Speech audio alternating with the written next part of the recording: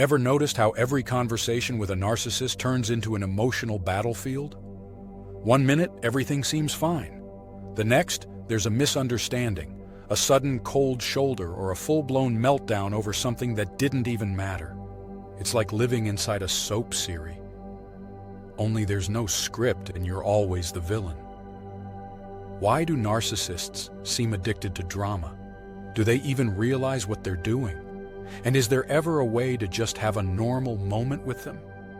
Narcissists don't just tolerate drama, they crave it.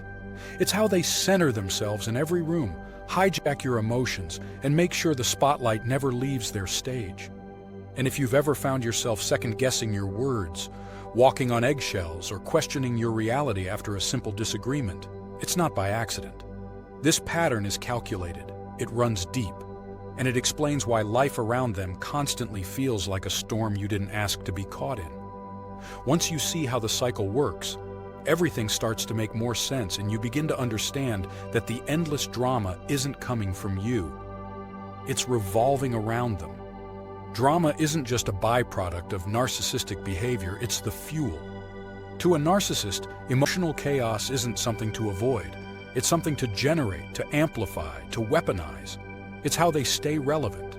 It's how they stay in charge. The moment things feel stable or emotionally neutral, they get restless. Because in their world, attention equals power, and drama guarantees both.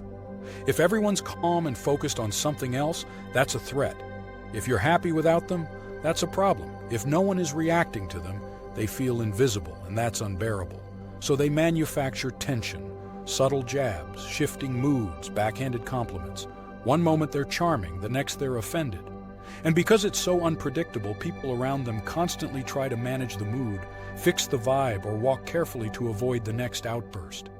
It's never about resolution. It's about resetting control. Every dramatic outburst gives them an opportunity to recenter the spotlight.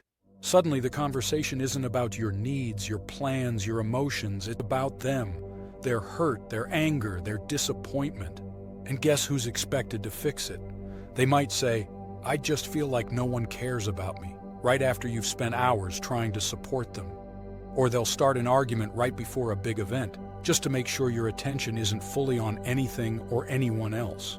It's strategic, because once you're emotionally thrown off, you're easier to manipulate.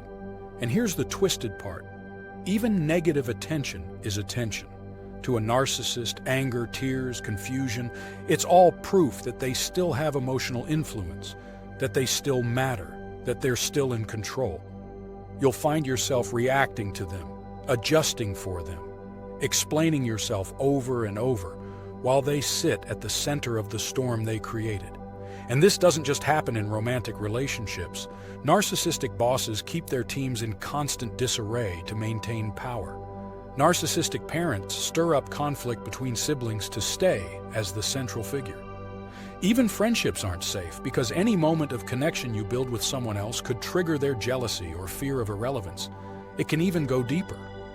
Narcissists often create drama triangles, casting themselves as the victim, you as the aggressor, and a third person as the rescuer.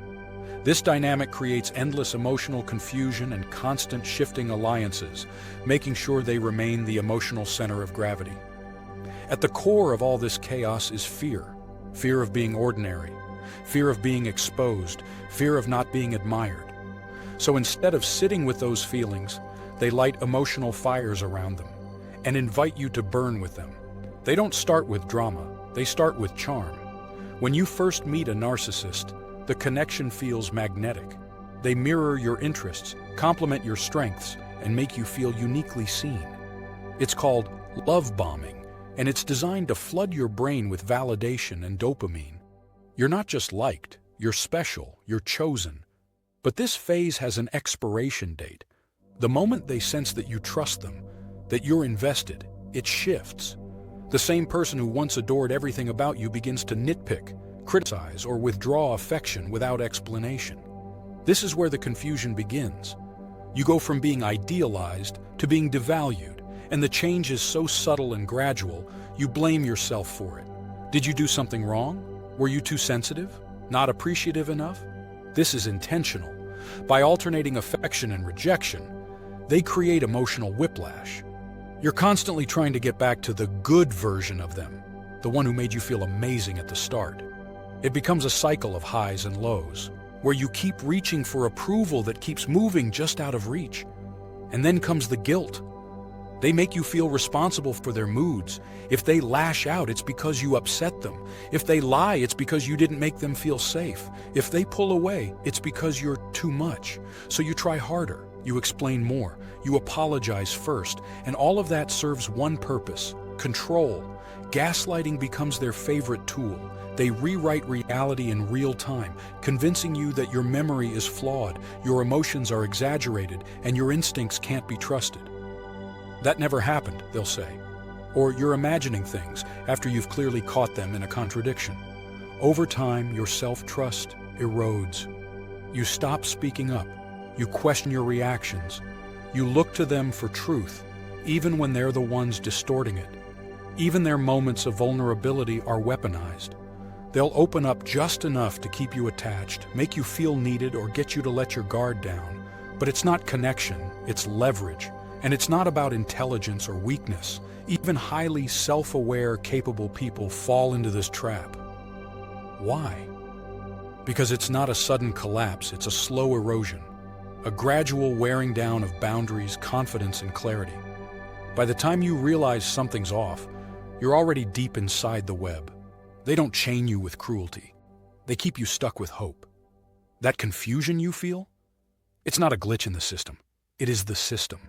Because when you're too exhausted to think clearly, too anxious to push back, and too desperate to fix what feels broken, you're easier to control. And that's the point. Chaos becomes the norm, and your nervous system, it adapts. When you're around a narcissist long enough, unpredictability becomes your baseline. You stop expecting peace because peace feels unfamiliar. Instead, your body is constantly bracing for the next argument, the next shift in mood, the next round of guilt or blame. This is more than stress. It's trauma. Over time, your mind becomes wired for survival. You become hypervigilant, constantly scanning for signs of danger. Was that text passive-aggressive? Are they ignoring me on purpose? Did I just say something wrong? Living in this state rewires your brain. You stop relaxing, you stop dreaming, you stop trusting your own instincts. All your energy goes toward avoiding emotional landmines, and that kind of mental load wears you down. You start doubting yourself in ways you never did before. You second-guess decisions, question your worth, and silence your gut feelings. You might even start blaming yourself for everything just to keep the peace. And the exhaustion isn't just emotional. It's physical. Headaches, insomnia, stomach issues, chronic fatigue. Your body absorbs what your mind is constantly battling. People often say, "It wasn't always bad," or "They never hit me." But emotional abuse doesn't need bruises to leave damage. Narcissists specialize in quiet destruction, turning up the heat so slowly you don't realize you're boiling until you're barely recognizable to yourself. Your identity begins to blur. You forget what you like, what you believe in, what you even want, because everything's been filtered through their reactions, their needs, their mood swings. You don't live your life, you manage theirs. And even when things are good, there's tension. Because you know it won't last. The compliments feel like setups. The calm feels like a countdown. You can't enjoy the peace because you know the storm is always coming back. The world around you can start to feel smaller too. You isolate yourself, sometimes without realizing it. You cancel plans, avoid friends, retreat from your support system, not because you want to, but because keeping the narcissist happy feels like your full-time job. That psychological whiplash keeps you locked in. Hope during the highs, fear during the lows. It's emotional quicksand. Every effort to regain your footing just pulls you deeper. And here's the cruelest part. The longer you endure it, the harder it is to see clearly. You normalize dysfunction, you minimize pain, you tell yourself it's not that bad. Because facing the truth means facing change, and change feels terrifying when you're already running on empty. This is the real cost of constant drama. It's not just arguments or bad days. It's who you become when your life is shaped by someone else's chaos. It's the slow, steady draining of your sense of safety, stability, and self. When you're caught in the orbit of a narcissist, drama doesn't just happen, it's engineered. The emotional chaos, the confusion, the exhaustion, it all serves a purpose to keep you unsteady, unsure, and always reaching for peace that never comes. But just recognizing the pattern begins to shift something. Because the moment you stop blaming yourself is the moment clarity starts. You weren't made to live in reaction to someone else's chaos. You were made for stability, for calm, for freedom. If this resonated with you, don't forget to like, subscribe, and share, because someone out there needs to hear this just as much as you did. Thanks for watching. And if there's a topic you want me to cover in the next video, let me know in the comments. I'd love to hear your ideas.